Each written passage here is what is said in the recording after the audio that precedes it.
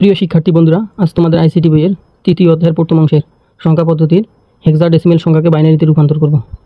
এর আগে আমরা বাইনারি সংখ্যাকে হেক্সাডেসিমেল রূপান্তর করছি। আজকে আমরা হেক্সাডেসিমেল সংখ্যাকে বাইনারিতে রূপান্তর করব। মনে করো A25 রেডিক্স পয়েন্ট 32 একটা হেক্সাডেসিমেল সংখ্যা। এই হেক্সাডেসিমেল সংখ্যাটাকে আমরা কিসে রূপান্তর করব? বাইনারিতে রূপান্তর করব। তাহলে আমাদের কী করতে হবে? হেক্সাডেসিমেল সংখ্যাকে বাইনারিতে রূপান্তর করতে হলে আমাদের মাথায় রাখতে হবে 4 বিট নিয়ে কাজ করতে হবে। এর আগে আমরা ক্লাসে শিখেছি যে বাইনারি সংখ্যাকে হেক্সাডেসিমেলে রূপান্তর করতে হলে 4 বিট নিয়ে কাজ করতে হয়। একইভাবে হেক্সাডেসিমেল সংখ্যাকে বাইনারিতে রূপান্তর করতে গেলে 4 বিট নিয়ে কাজ করতে হবে। তাহলে সেভাবে আমরা কাজ করব। তাহলে এই যে লিখলাম হেক্সাডেসিমেল, একটু স্পেস দিয়ে লিখব 25 রেডিক্স পয়েন্ট 32। এভাবে লেখার পর সংখ্যাগুলোকে আমরা একটু ফাঁক করে লিখে আমরা এগুলোর মান বসাবো 4 বিট নিয়ে। আমরা যদি এই হেক্সাডেসিমেল সংখ্যা এদিক থেকে বসাই, তাহলে 2 এর হেক্সাডেসিমেল সংখ্যা বাইনারি মান হচ্ছে। ফার্স্ট আমরা এই টেবিল থেকে মানগুলো বসে করব, তারপর আমরা টেবিল ছাড়া আমরা কীভাবে মানগুলো একবার ট্রিক্সের মাধ্যমে বের করা যায় সেটা আমরা শিখিয়ে দেবো। তাহলে 2 এর বাইনারি মান, এই যে 2 হেক্সাডেসিমেল একটা সংখ্যা যার বাইনারি মান হচ্ছে 10। আমরা জানি 4 বিট করার জন্য যতটা ডিজিট আছে আর 4 বিট করার জন্য যতটা ডিজিটের প্রয়োজন হবে আমাদের কী করতে হবে? 0 দিয়ে ভরাট করে দিতে হবে। যেহেতু এখানে 2 একটা হেক্সাডেসিমেল সংখ্যা, 4 বিট নিয়ে আমাদের বাইনারি করতে হবে, আরও 2টা বিটের প্রয়োজন হচ্ছে। এখন আমরা 2টা বিট দিয়ে ভরাটকে পূরণ করব। এখানে প্রশ্ন আসতে পারে আমরা 2টা বিট এই বাম দিকে দিব না ডান দিকে দেবো।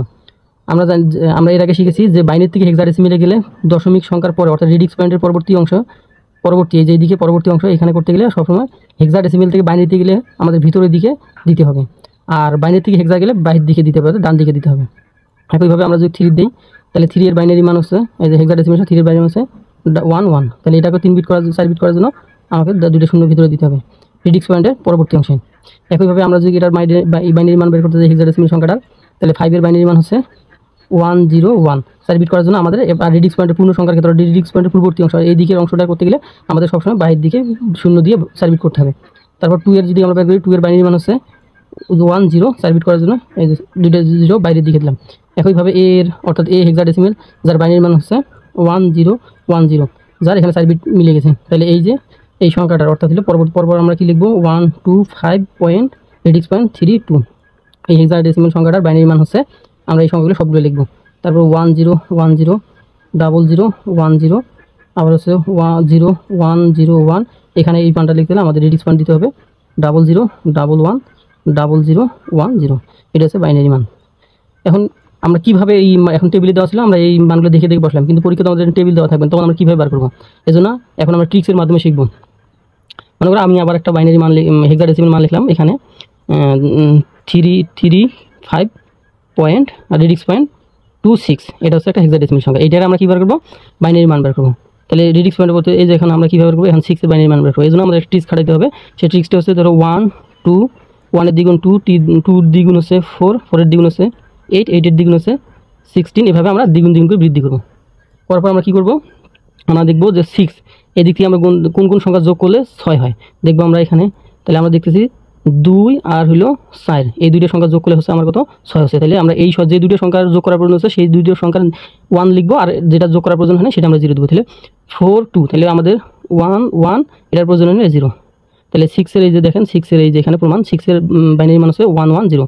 তারপর আমরা জানি 4 বিট করার জন্য আমাদের কি 3 বিটে পাওয়া গেছে। এখন 4 বিট করার জন্য আমাদের একটা 0 দিতে হবে। আমরা জানি রেডিক্স পয়েন্টের পরবর্তী অংশের জন্য ভেতরের দিকে দিতে হবে। একইভাবে আমরা যদি 2 এর বার করি, তাহলে আমরা দেখবো 2 এই যে এইটা, শুধু এই 2 এই যোগ করলে এটা হচ্ছে। তাহলে এই যে 1 আর এখানে প্রয়োজন হয় না, এই জন্য। আর 4 বিট করার জন্য আমাদের কী করতে হবে? জানি দশমিকের পরবর্তী অংশ, এই জন্য আমাদের ভিতরের দিকে 0 দিতে হবে। একইভাবে আমরা যদি 5 এর বার করতে যাই, এই যে 5 এর, তাহলে আমরা কী করবো? কোন সংখ্যা? তাহলে এই 4 আর 1 যোগ করতে হচ্ছে। তাহলে আমাদের কী করছে? এই 4 1 এটা যেহেতু প্রয়োজন হয় না, এই জন্য 0, এই যে 1। 4 বিট করার জন্য দশমিকের পরবর্তী পূর্ণ সংখ্যার ক্ষেত্রে আমাদের 4 বিট করার জন্য কী করতে হবে? বাইরের দিকে 0 দিয়ে 4 বিট করতে হবে। একইভাবে আমরা যদি 3 বার করতে যাই, 3, তাহলে 3 হচ্ছে কি? এই যে 2 আর 1 এই 2টা যোগ করলে হচ্ছে আমার 3, তাহলে 1 1। আর কি হচ্ছে? 4 বিট করার জন্য আমাদের কী করতে হবে? যেহেতু পূর্ণ সংখ্যার ক্ষেত্রে আমরা 4 বিট করবো, এই জন্য বাইরের দিকে 0। এভাবে আমরা ট্রিক্সের মাধ্যমে বের করতে পারো। প্রিয় শিক্ষার্থী বন্ধুরা, ক্লাসটি কেমন লাগলো? অবশ্যই এর আগেই ক্লাসটি তোমরা করবে যে বাইনারি সংখ্যাকে হেক্সাডেসিমেল সংখ্যা কীভাবে রূপান্তর করে সেটা দেওয়া আছে। ওইটা করলে এই ক্লাসটা তোমাদের জন্য আরও সুবিধা হবে। তো ক্লাসটি কেমন লাগলো অবশ্যই লাইক দিয়ে কমেন্টে জানাবে। ভালো থেকো, সুস্থ থেকো, আল্লাহ হাফেজ।